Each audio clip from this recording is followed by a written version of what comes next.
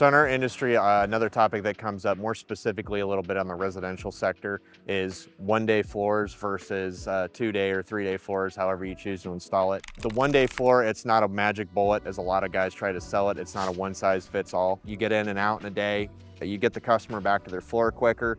There's less downtime, which is great, but it's not always the best solution for the customer. As an installer of coatings, we've been in business over 12 years now. We're gonna consult with the customer, kind of find out what they're using the space for. We'll look at the concrete and find out, if a 1-day floor is suitable. For a lot of 1-day installs, guys are using a base coat. It's called a Polyurea. You'll see advertisement out there saying that this coating is 5 times, 6 times, 10 times stronger than epoxy. They're really not getting into the facts on that. Really where your strength is coming in on a polyurea is the flexibility. The elongation on a lot of polyaspartics is around 300%. Epoxies are far less than that. The epoxy that we use on some of our coatings, it's got 150% elongation. That's extremely flexible for a lot of epoxies.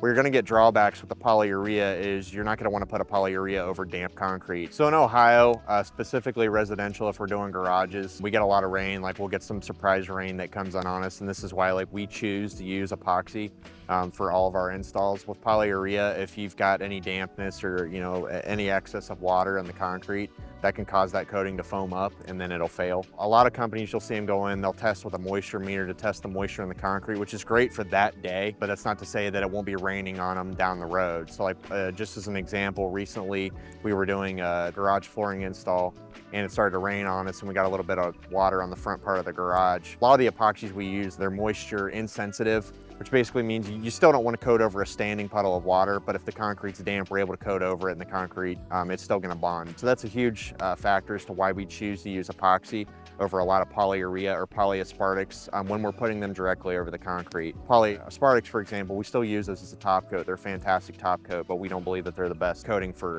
a base coat going directly over concrete. On the commercial side of our installations, we always look at it through the customer's specific needs. We might add additional coats for their facility, whereas residential, we're generally only installing a couple coats. Commercial, industrial, they're going to be getting much heavier traffic, forklifts in some areas, heavier vehicles, heavier cart traffic, just daily abuse and wear and tear.